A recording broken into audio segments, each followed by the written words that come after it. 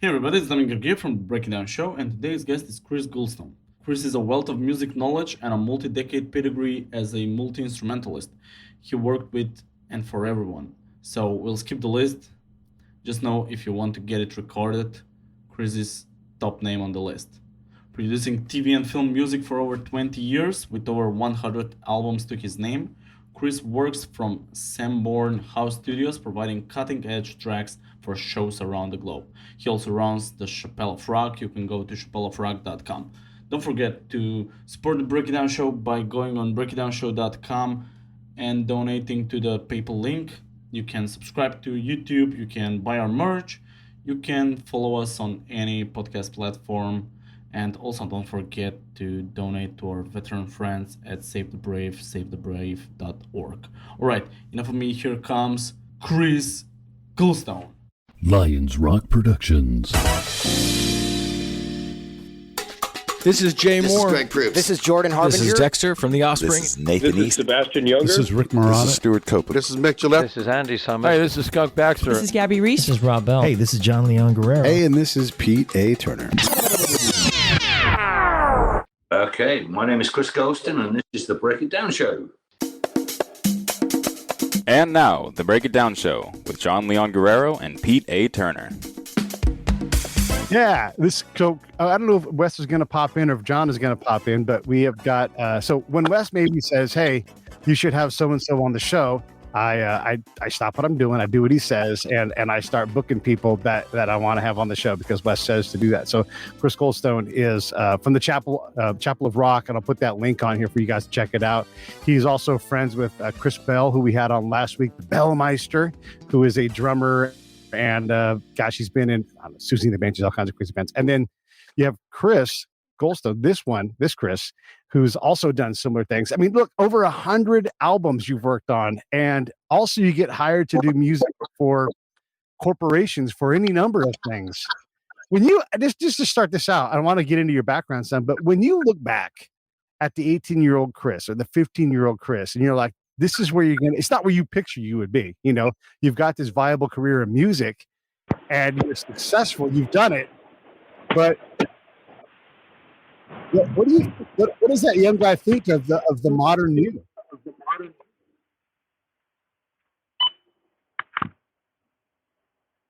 Did you hear that, Chris? We got a lag here. You're not hearing something. Chris, can you hear me? Oh, I can't hear Chris now. Okay. Technical difficulties as always. Chris, I don't know if you can hear me, but the sound changed on your end at one point. We got more of an ambient mic or something turned on. Chris is going to work on that. While he works on that, I'm going to freestyle. I see my buddy Mike Quinn is out there checking us out on LinkedIn. Hey, Mike. Quinn and I go back to the early 90s. I should say the mid 90s. And it's always fun to have him on. While Chris continues to push buttons, let's put up the link. Oh, hey, there he is. All right. It's Friday, man. It's Friday. Okay. What does young you say about the guy you are now? I'm fascinated to hear these kind of answers. Well, it's been a journey. Yes, absolutely. I mean, I started off in bands. I was in a band, Bronze, which was kind of like my latter days in school, and we ended up doing pretty well. Actually, we got a record deal over here in London, and then toured around, and we ended up in America and toured with a band called Rat, R-A-T-T. I'm in about 84 or something like that. So playing big stadiums and like Red Rocks and I don't know, all over the place, Vancouver, San Francisco, you know. So I got a sort of a taste of what was on offer very, very early on, you know.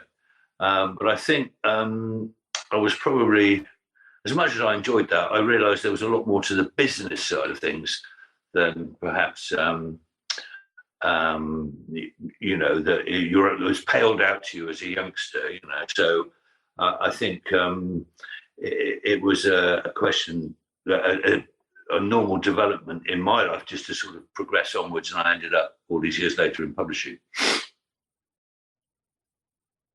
And I'm afraid I can't hear you again now. This is really odd. That one was me. I had the airplane flying well. overhead. The business side of things, right? Like some people are artists, some people are business people, some people are a combination. Was the business side harder to figure out than the music side for you?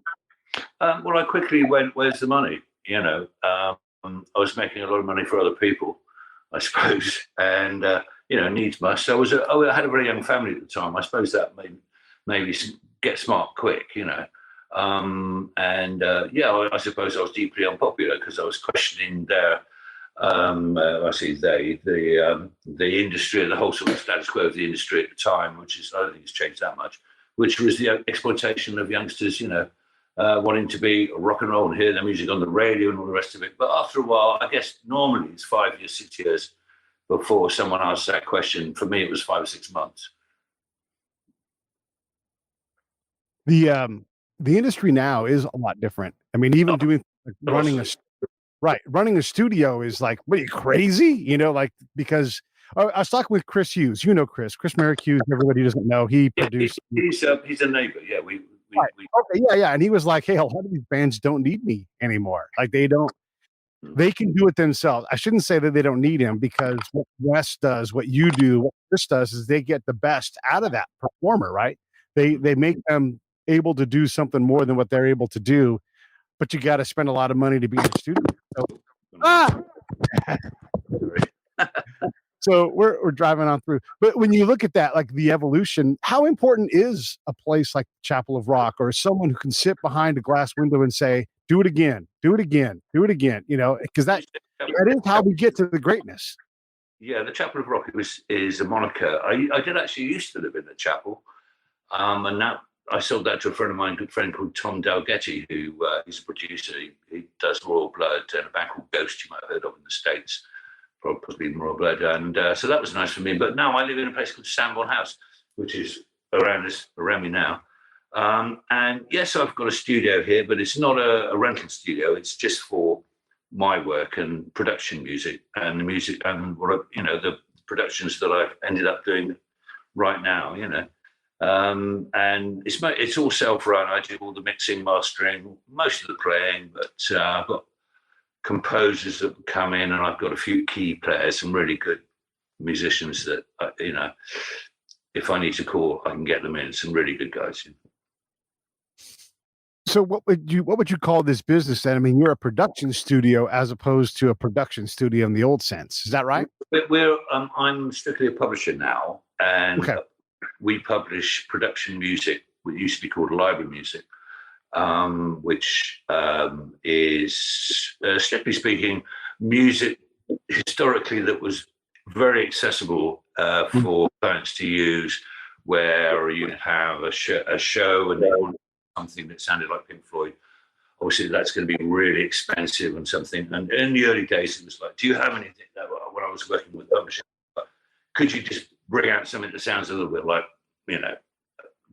something on of Pink Floyd, and you listen to it, and you have that slow pace, and you do the drums of this thing, and you come up with something. And that was very much library music. It was about the ease of use. Now, since the internet, where we've got a generation and a half, probably 2 generations now, are not used to going out and buying records. They can pretty much get on a very basic subscription. They can hear what they want, see what they want for pence, which has killed the record industry to all but the top end of it. There's no one developing young acts anymore. So library music, or production music as it's called now, is probably one of the last sort of bastions of actually being able to make money in the music industry. I'm telling you all my secrets now, but it's about sync licensing, getting your music embedded into sports programs, TV drama, promos for films, a whole plethora of opportunities and things that the hungry beast, it's never satisfied. It needs music on a constant basis, and that's what we do. Is it possible for a band these days to reliably get to the level where they're playing at Red Rocks regularly on a tour, or have those days passed too? Oh, I think I'm a bit too old for that now. But no, I had a wonderful time. I mean, it all sort of goes by very, very quick. A lifetime ago, I was in my early 20s. No, I absolutely enjoyed every minute of it. But no, I'm glad I did it, for God's sake. So many people don't do it, and I did. So I'm very, I feel privileged. It gives you a perspective. It gives you an understanding of the world in terms of the distance you travel and the people that you meet. It gives you a good life education. But is it possible for a new band, someone coming up right now, to get to that level, or have those days passed where, like, hey, you're not going to be able to fill up 15,000 seats in an amphitheater? I know. I don't know. I really don't. I'm sure, yes, the answer's there. I'm sorry. I'm sure, yes, the answer is yes. And the opportunities are there to a degree. At what difficulty or how it may differ from when it happened for me, I would have to say probably not as easy. But the big difference is that you get a record company that would support you for the first 2 to 3 albums. Album 4 was the biggie, and it would go stellar, and everyone would get their money back, and you'd have a career, and you'd hope that the artist wasn't trying to renegotiate the contract just yet. Now we're in a situation where if your song, the hit, doesn't make any impact at all in that incredibly short space of time, now you're dropped. So yes, there's a big difference, and probably yes, the answer to your question, sadly, is yes, it's harder. And then obviously COVID has really put a hit on the live industry music. Yes, acts are getting back out on the road, but I don't know how many people I've talked to. I live in California. We're pretty I guess you would say we're pretty hesitant with COVID. We're very cautious with it. And so I talked to a lot of people, and they're like, I'm terrified just to go to a restaurant. Forget about like a live venue or anything. Like, this is it's changed the marketplace. And then you give the nature of kids who like to experience the world on their phone, on their laptop, on their PlayStation, whatever it is. And this is not a knock. This is just how kids do a lot more things. They have to call it in real life now, right? IRL, like in real life. I'm going to go to a concert because there is this alternate life. So, I mean, I think that's been going on for several generations now. When we were growing up, I don't know, you look a similar age to me, if I'm not being rude, but, there was only music and sport. You got into one or the other, and you're either in a band or you're playing football. Now, kids, there's a whole magnitude of other things that they get into, which is probably good. But back then, it was just these two things. So, and now the opportunity for kids to go and watch a live act, as you say, is gone temporarily, hopefully. And so they're missing out on what we grew up with, that whole rock and roll thing, I guess. Yeah, it's a sad thing. And then do you feel like the small venues have also dried up a little bit when you could just go on a small venue tour? I can't speak for Los Angeles or New York City I know in London, yes, the answer has dried up. You get pockets here and there, or have done up to sort of 18 months ago. But on the whole, yeah, obviously because, people haven't got the money to go out and do these things. And like these small businesses as small venues, they have to survive. So in my neck of the woods here, I mean, a lot of the sort of good dive bars or music venues, whatever, they've clean their act up in the way that it's all smartened up and they're pretty out, and it's all kind of more of a European coffee diner experience or rock and roll club. So yeah, not there to be the young guy that was aspiring to play at Red Rocks right now in time. That would be, but then my expectations would be different. My whole life would be not the same. We're very much of our time. I think everybody. Yeah, for sure. I was thinking about the other day. They're going to remake Valley Girl, or maybe they've already done it. The movie Valley Girl. And one of the things that made Valley Girl great was that they had this upswell of we'll call it the post-punk movement. They had these new wave bands and music that was dangerous but also completely new. And now when you hear the music that they're talking about, I don't know how you make that movie with the same musical impact, because the music is. I don't want to be like an old man, like the music these days, but there's a lot of computer in the music these days, and that what speaks to the young generation is I think it's something different than we had in the 60s, 70s, 80s, even going into the 90s.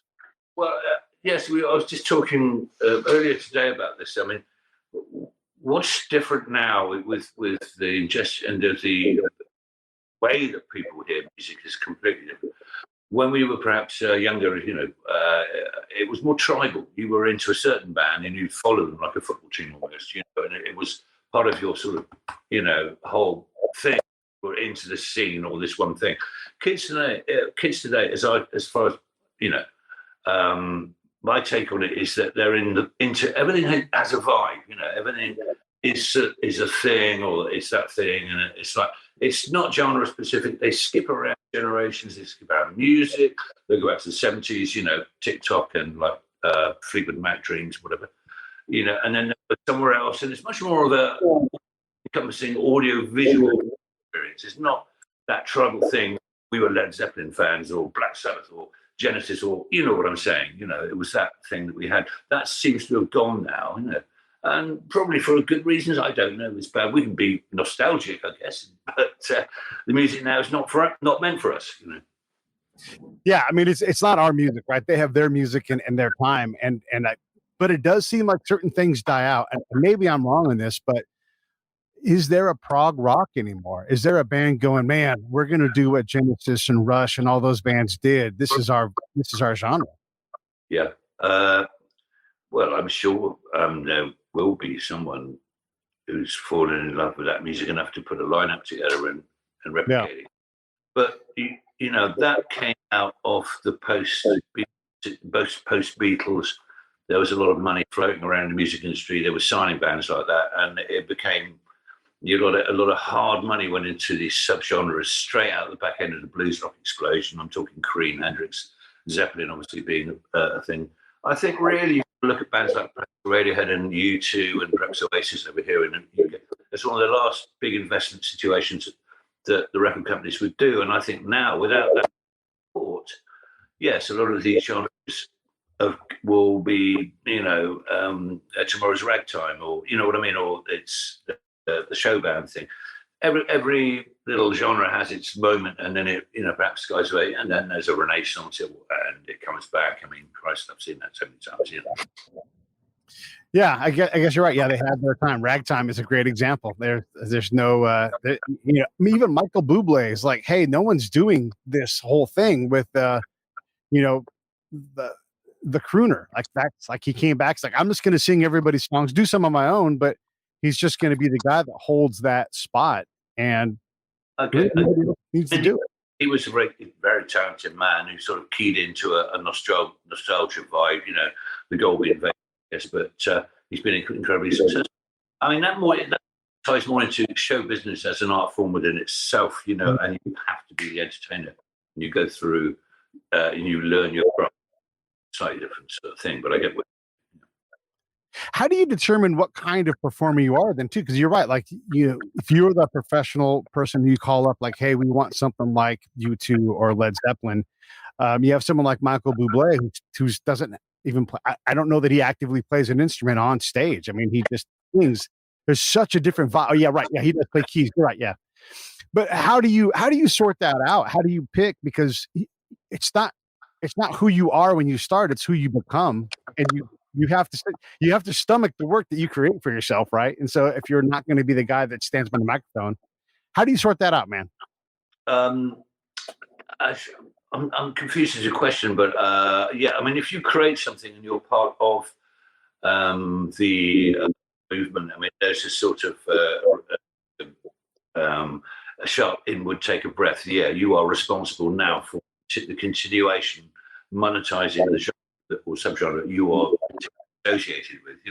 You can't suddenly do a massive left turn or massive right turn. You've got to continue pretty much center ground and not, suddenly go, here's my new record. It sounds like this, everyone's going, no, that's not what we came for, So yeah. I think career develops. You have a responsibility if you want to continue to have people roaring at you to continue in a vein that the audience is expecting of you. Yes. I guess my question is how do you, as an artist coming up, how do you find that voice? You know, you may want to be Led Zeppelin, but it's not in the cards for you. You're going to be some other thing. So you've got to be comfortable enough to be uncomfortable long enough to figure out who and what you're going to be. Maybe you're going to just be a composer, you know, maybe you're going to be a Taubin instead of a John, you know, and there's nothing wrong with either of those things. I mean, just to have a career in music is incredible. Maybe you're meant to be a manager and not a performer. How do you sort that out? Do you have mentors that help you go, hey, listen, this isn't your thing. You should be doing this? No, these are broad questions. I mean, in terms of my own experience, I intuitively follow my gut instincts, and you aim for a high batting average, if you like, and you just keep going. You don't stop. You have to believe in your talents. You keep going, and at the end of the day, it's industry. I mean, it's my professional career. So it has to be all encompassing, you know. Yeah, you got to go to where the money is at. Let me. I want to ask some background. It was summed up years ago by someone who I can't.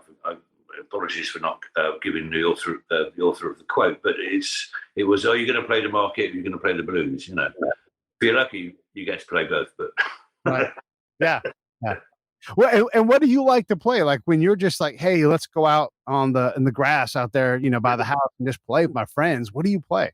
I guess I play the blues. Yeah. I do. Yeah. There's a great video where you sent me of you and Chris and the other guys all rocking out. That's fantastic. Well, yeah, I'll just pick up the guitar and it'll be.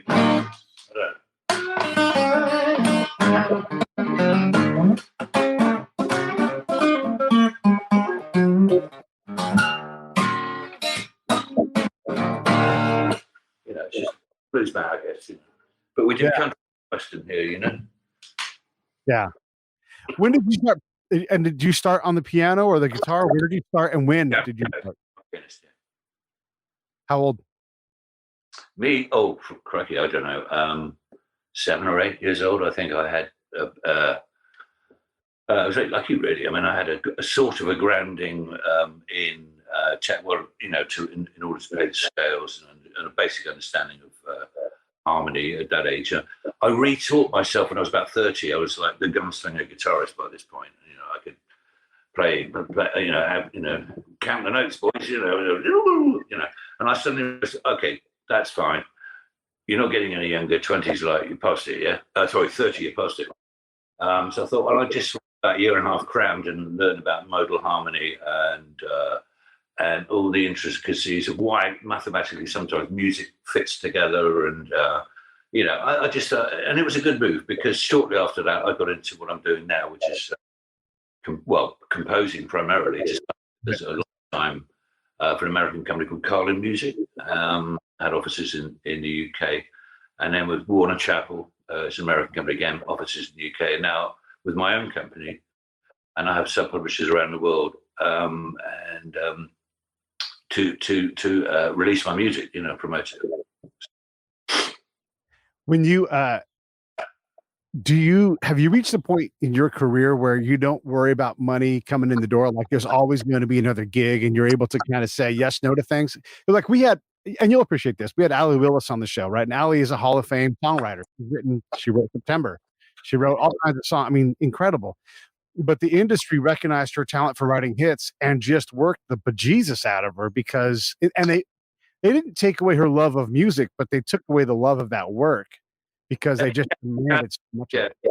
Yes, that motivation. You've got to get up in the morning. You get your butt into the studio. Yeah, sometimes you might not feel it like it. But there comes a point sometimes when you can, if you force yourself to try and write, you can cause damage, you know, than giving yourself a couple of days and then going back in feeling more inspired. You know, I'm lucky that I haven't been in that high pressure situation. I mean, production music or library music, as it used to be known, is pretty much in a department store. It'd be floor 5 soft furnishings. You know, we've been in this sort of little dark corner of the industry. You know, that's done very well. Continue to write and make music and enjoy it. Mostly, you know. So I didn't do it. If I didn't like doing it, I'd probably stop. Right. Yeah, and the other thing that she talked about was she had a deal where she owed, get this, 1/5 of a song to Warner, and then the Rembrandts owed about the same, and they happened to be in town. And so Warner came to them and said, "Hey, you have to write a theme song to this show called Friends." And so she wrote that, that song, and the Rembrandts are like, "We don't want to perform that. That's not our stuff. We do our own thing." But they were sort of arm twisted into it because of the contract. Yeah, well, that's gold, absolutely. Yeah. That's the ultimate sink in my world, is to get a song like that on a show that just keeps running. Right. It's their most successful thing, but it has very little to do with them. That is the music industry for you. And then, yeah, I mean, how busy do you guys get? You don't have to work, all the time. I Yeah. do. Yes, I have to work. Okay. I enjoy my work. I can't see me stopping working. I enjoy it. I enjoy every aspect of the business. Every day is new. It presents new challenges. I have, part of my job now is providing metadata, which I spent all my life being a blues guitar player, if you like. Farming myself out, and I've ended up, quite a long period of my work life is staring at a computer screen with an Excel chart filling in numbers. But hey ho, but that's, I'm not that much of a nerd. I don't actually enjoy it that much, but you've got to do it. This is the new age. Right. Yeah. Right. The more successful you get, the less you get to do the thing that you want to do. There's always other stuff that requires your attention. I don't mind. Yeah. You have off days, but I'm still good for this. I'm still good. What's a work day for you like? I mean, is it 15 hours, or how do you meter what you do? No. Well, it depends. I mean, I can go in the studio and I feel like an hour. I look at the clock and it's like 4 p.m. I go, well, where did that time go? That is a day for me, because the time, relative time, the whole thing, Einstein. That doesn't. It's a weird place to be, actually. You've done good things, and then other times can drag. Nothing, So no, there isn't a typical day. Yeah. But you don't do the musician thing where you're like, we're just going to work for 36 hours and then, eat some pizza and then get back to, because some people just work, like Prince is a classic example. He didn't sleep for weeks because he would just be in the studio, pizzazz on his car, Can I just say, you had to believe? Say that again? I didn't hear you. I think he had you believe that. Yeah. Okay. You end up with just like too much stuff, I mean, maybe okay, that is a way of, like, if enough stuff is out, then something will shine through. I think it's like Frank Zappa, right? He was constantly in the studio. I guess right. I don't know, but no, it's not me. Okay, let me ask you this in a different way. Is your hobby music, or do you like, I've done enough music today. Now I'm going to go watch some football, or I'm going to go garden, or whatever it is. Do you have something else that you do that occupies time? I don't think I do. Yes. Music does take up the larger part of my day, obviously. And then there's the admin side. Now that I'm a publishing company, I've been a publishing company for the last 4 to 5 years. I mean, that takes up a lot of time. I've got sub-publishers who furbish all around the world now. 15 sub-publishers, APA, who represent us. We've just on for another complete contract. Will take us up to a 10-year deal with them. Very happy about that. So, yeah, there's a lot of admin work. And you just get better at organising life. It's been a bit of a change for me. But you'd be surprised what you can do. Every day is a day and all that. Yeah. Well, what do you do for hobbies outside of music? What was the question again? No, I have no idea. Well, we're incredibly lucky where we are in the West Country of England. We're surrounded by countryside. I mean, we've got a lovely garden. I've got a lovely dog, and obviously my gorgeous wife Abigail. And yeah, there's things to do, and I can switch off. Sometimes you can't switch off, but I do switch off, and I think it's very important to try and have that cut off in your life. It's not always easy or possible, but you have to do that. Otherwise, you go mad. Yeah.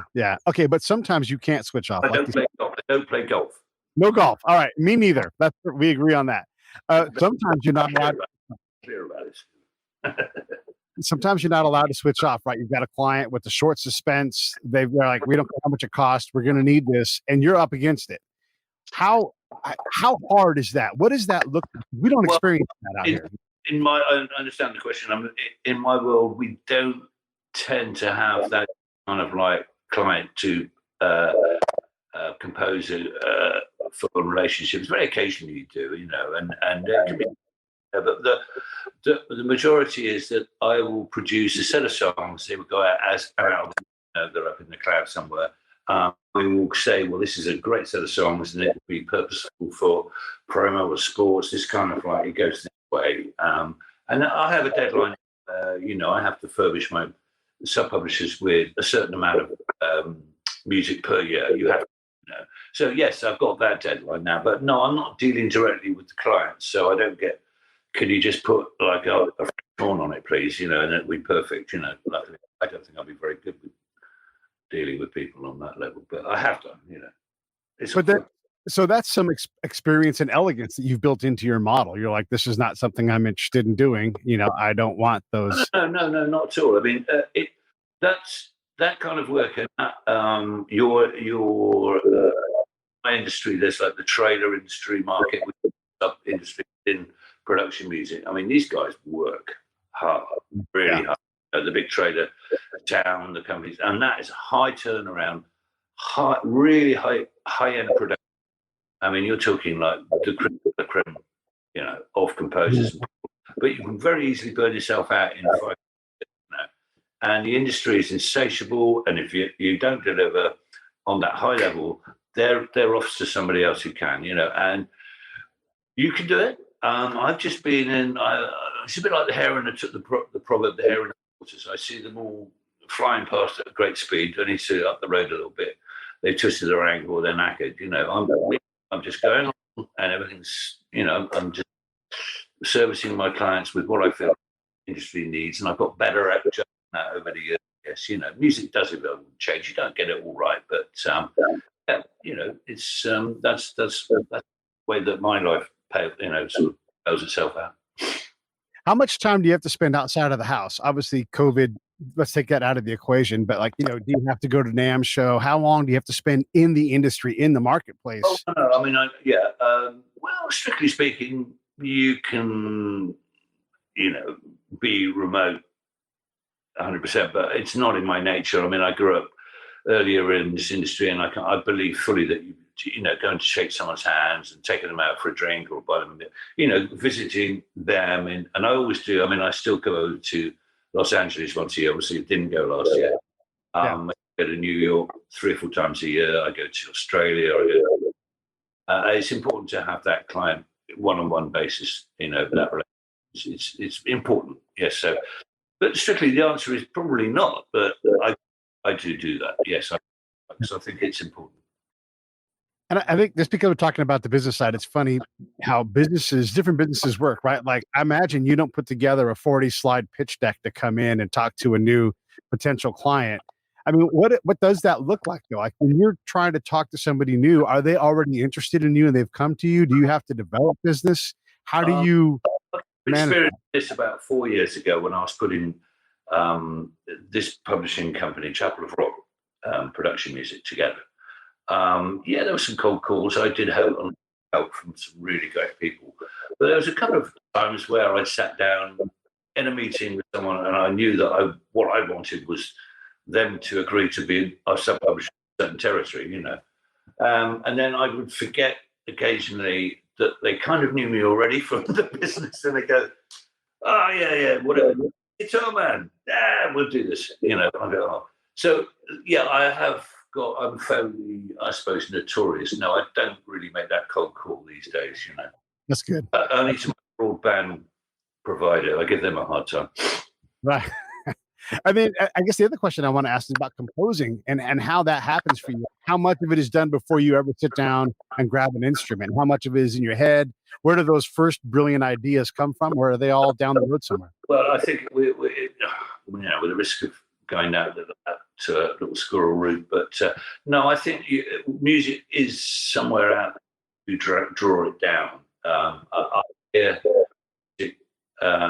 you ask the question very early in the morning, and then I try and keep hearing it until I've got the chance, and then I can hear the whole thing in my head, and it's just this getting it down, until what I'm hearing out of the speakers sounds the same. It's not. That sounds very arty and arty-farty, as they say here, and high comedy. But that's a good day. Good day, yeah. What about a bad day when it's hard and it won't download? What does that look like? I am not telling you. Well, I mean, like, do you have to get out of the studio and go for a hard run, or I oftentimes take a nap or take a shower, and then something will unlock when I stop thinking. Yeah. I can do that. Yeah. Techniques. When you're in the studio working, writing, or you're calling somebody up and you create these environments, like on this show, it happens all the time where I'm like, oh my God, I'm talking with Chris Goulstone, or I'm talking with Sebastian Younger, or this incredible I can't believe I built this thing where I'm sitting across this person. Like I never could tell myself, hey, by the way, Pete, you're going to be talking to all of these incredible people, and list them off, and you'd be like, what? Mind blown. What are those moments for you when you're just like, I can't believe I get to do this? Oh, sure. I mean, I think it's really important that you try and keep reminding yourself of the fact of the privilege that life has given you, and this is a responsibility. Yes, to, as you say, get excited and enthused. When you're speaking to someone who, you has been a figure in your life, of a heroic figure or something. Yeah, no, I think absolutely. Because that's kind of where the fire started. And you have to sometimes remind yourself, why you are doing what you did, what you're doing, what you're still doing. And absolutely, it's a good question. Do you have an outlet for your own personal music that you want to put out, or is it always client music? That's a good one. I occasionally do the odd gig, but it would be a scratch band, some friends. And strictly speaking, I probably don't have the solo record in my back pocket, but I've been doing this for so long now that I kind of creativity and passion, it comes out in the work too. So one form or another, nothing goes out half baked. Everything's going to be something about it, which I go, yeah. So yes. Speaking of half baked, I'm curious, when on those good days, is the song complete as you download it, or do you realize once you get there and you're twisting knobs and doing things, you have to put in a tambourine or is it a full download? I can arrogantly say that nothing goes to waste in the studio. What if I start something that's always finished? I never stop.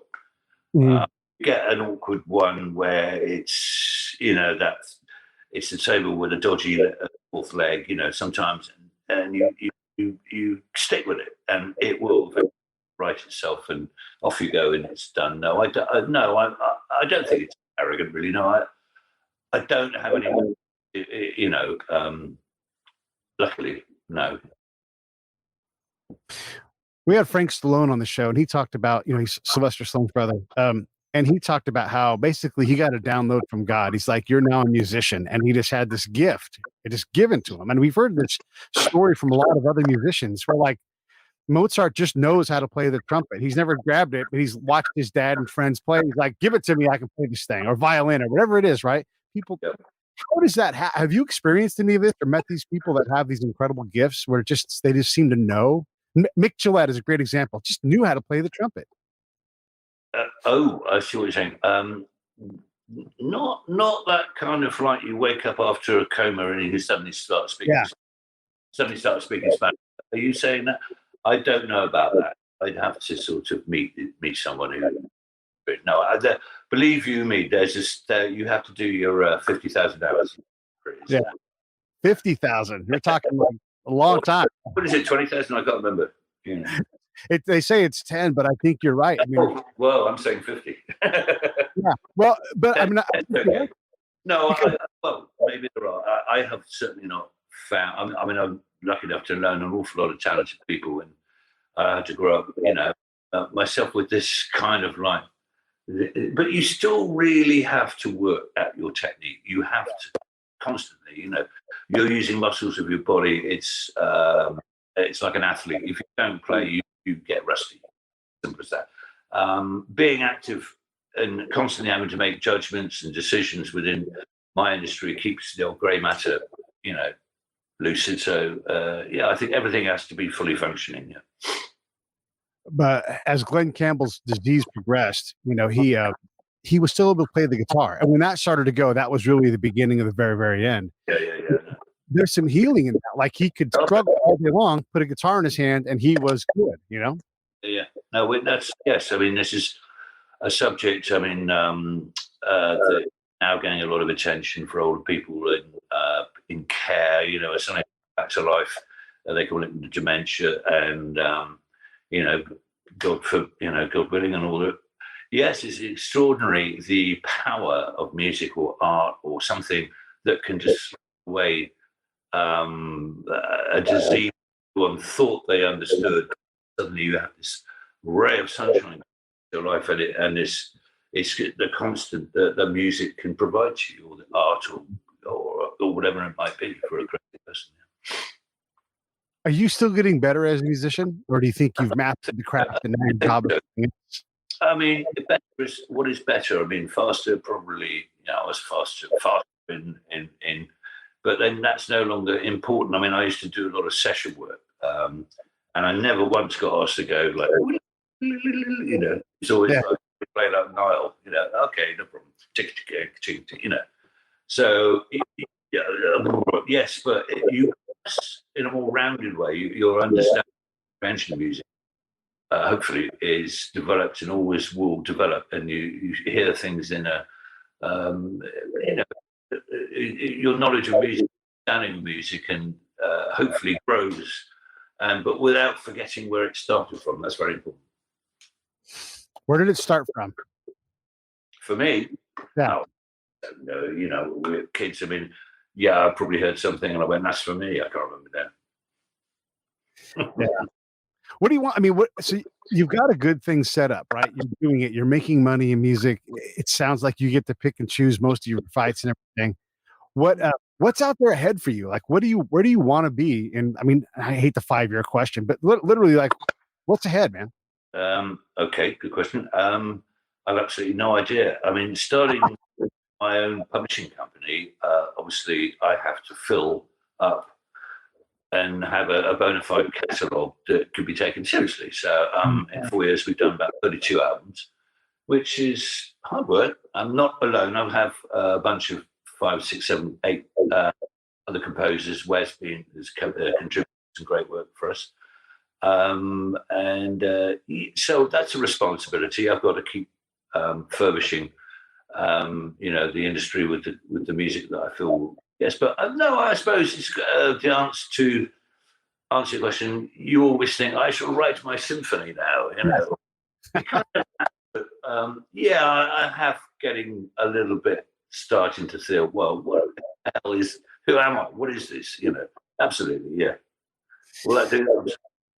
Yeah. Well, I'm sort of in the same place where, like, I've done the podcast thing, it works, but is this what I want to do, or should I try something else next, or do something in addition? I definitely feel that.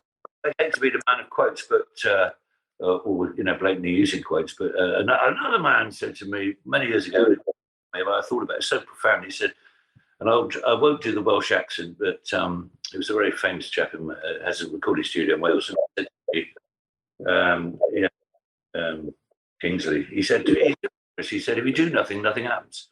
All right, Chuck. And then, but it stuck with me. I'm afraid to say that it's absolutely true. You have to apply yourself, basically. You just got to get on with your day and keep going, Yeah. So I'm sorry that life is not more profound or more interesting, but that if you don't have that basic getting up and getting on with it, you're not going to achieve anything. So. It speaks to me. I mean, I'm a guy who believes in if you just work hard every day and deal with the bad days, because they'll always be there. You learn to deal with the bad days, and you look back and there's a pile of work. I mean, over 1,000 shows on this end, talking to incredible people. That's a lot, man. Right. Yeah. And so when people say, well, how do you do that? Well, like, I get up every damn day, put my feet on the ground, and I get to work.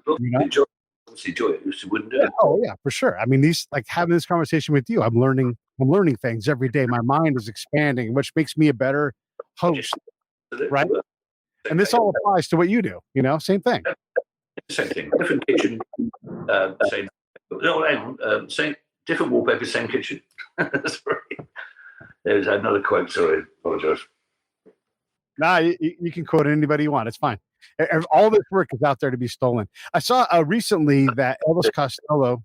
Cheers. Oh, look at that. Cheers. Have a little Yeah, you should have a little drink. Go ahead. Elvis Costello just was in the news. A young artist was using one of his guitar licks, and I can't think of which one it is right now. It's from the early work in the 70s. Calling it. Yeah. And he's like, yeah, of course, that's rock and roll. You think I invented that thing? No, like that came from, I think I don't know, from somebody else. Bob Dylan, I think he said.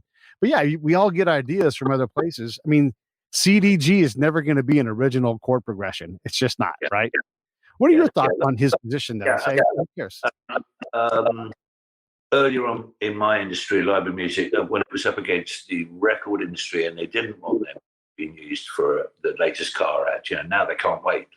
Back then, so people would meet at the library and say, look, we really want to use that well-known tune in this program.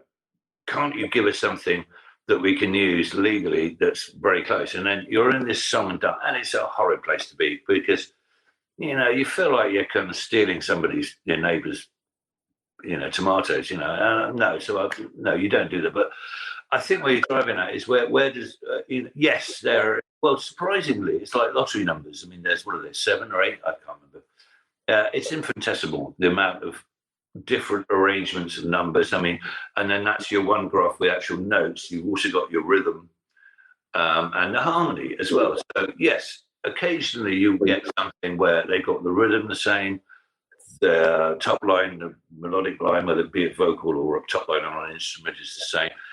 And lo and behold, the bass or the base of it, the harmony underneath supporting that top line is the same. You're in dangerous territory, and there are ambulance chasers out there who will listen and go, yeah. And so, yes, I don't do that. I mean, I've actually attuned my ear, and I have, occasionally something is submitted to me, and I go, that sounds too much like so-and-so, and I know you didn't mean it. I mean, it's like this kiddie with the Elvis Costello situation. They never heard it before. I mean, so yes, there will be coincidences, Yeah. And I'm gracious of Elvis Costello to get fine, Yeah. And then if you listen to that, okay, someone like Howard Jones is just a hook machine. He's like 15 hooks in his song, right? But with that Elvis thing, that's just a little guitar lick. It's not even really a hook, but someone takes it and turns it into a hook with the modern way of sampling and everything. Yeah. He took something that was already there but wasn't really fully realized. Was it a sample? I don't know the story. Was it a sample or would they have... It's not a sample. I mean, no. It's for sure the same little part, but it's situational. A deal's always there to be made, I guess. Yeah. I've not had that situation, and I'm very wary and very aware of. You just don't do that, basically. Occasionally, as I said, he probably didn't realise that it was the same hook. You never heard that record. Can you? And Wes made this comment about you. Can you even estimate how much music is in your head that you could just? There's no Excel spreadsheet, right? But you're like, that's Susie and the Banshees, 1975. I think it's this song. I can do that a little bit. You must be able to do that like endlessly. Okay. I actually, this has come up a couple of times. If I start these, I'm working on it. Excuse me, I've finished it. It's mastered. The sheets, the Excel sheet's been done. It's gone, and that can be an hour later. And I'm on something. I can't even remember how it goes. I think that that's happened without me knowing it. Intuitive, little fail-safe, exhausting. I don't. Well, if it's gone, it's gone, and that to me is a pointer. The artist, have the ability to make the decision. No, this is finished. I'll take the paintbrush off the page. And at that moment, I've let go, and it's gone. And so if I'm happy with it, it means that I have forgotten about it. No, it's not a problem. I guess I'm also asking about like the music that's in your head that belongs to somebody else, your catalog, your iPod in your head, where you're like, oh my gosh, that sounds like this. You're able to identify songs. You're like, this is just like Def Leppard, High and Dry. I I'm going to revert back to my earlier answer of somewhere between 10 and 50,000 hours. You just, Yeah. you just know. You get a feeling for it. You go, hang on a minute. Does it amaze you though that you can index music like that? Because I know I'll get it. I may not even pull the song, but I know it's there. We use 10% of our brains. I don't know who said that. Yeah. No, it doesn't amaze me. I think we're all capable of amazing things. Bush, and I think you have a passion for it in the style.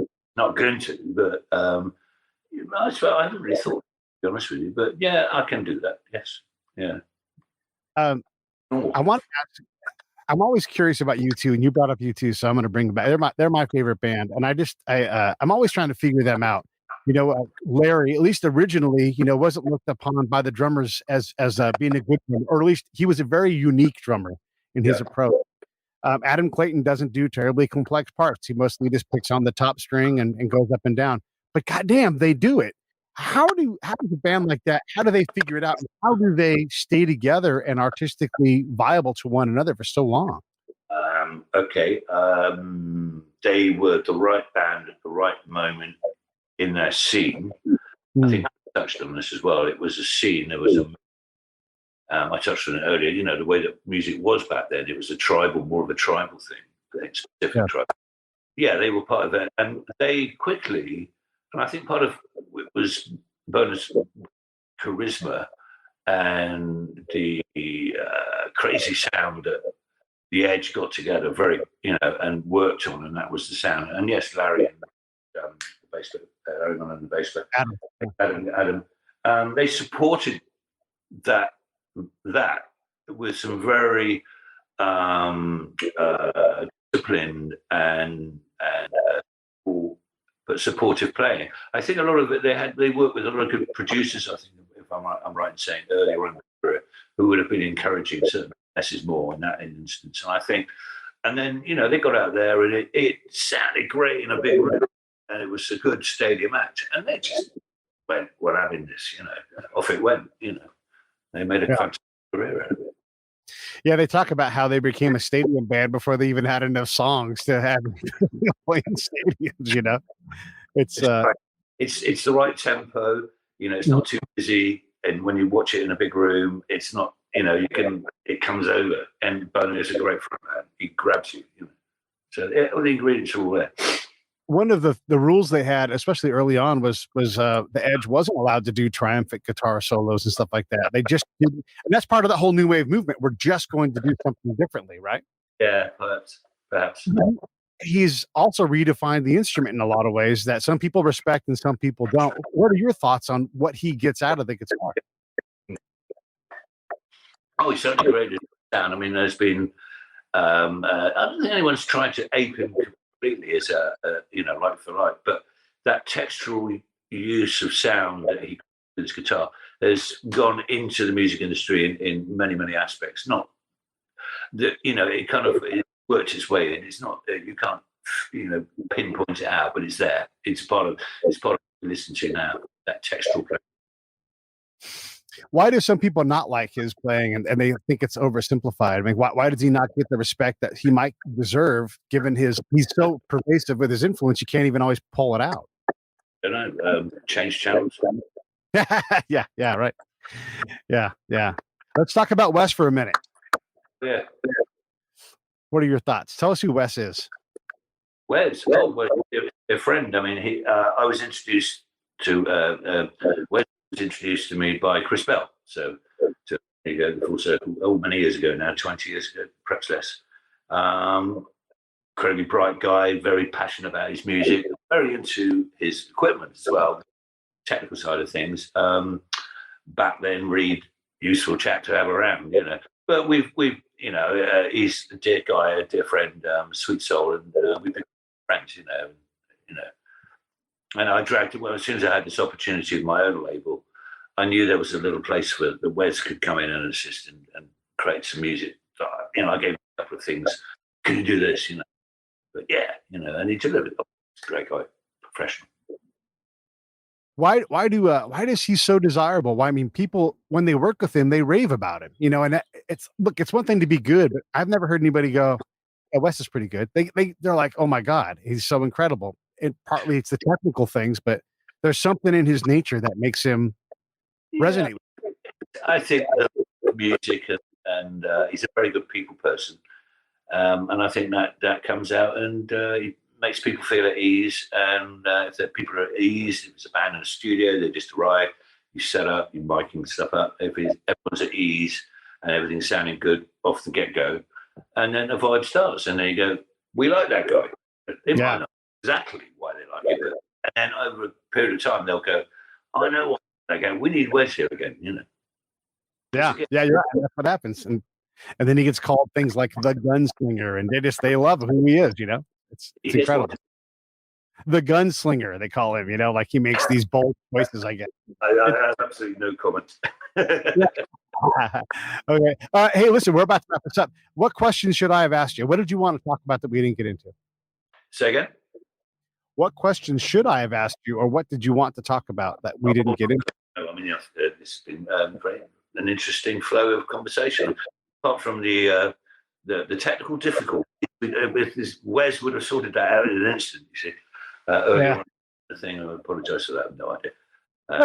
No, it's this is the modern way. It's a live show. You know? Listen, let me get this all signed off. I think you've done a job. I mean, obviously we just met.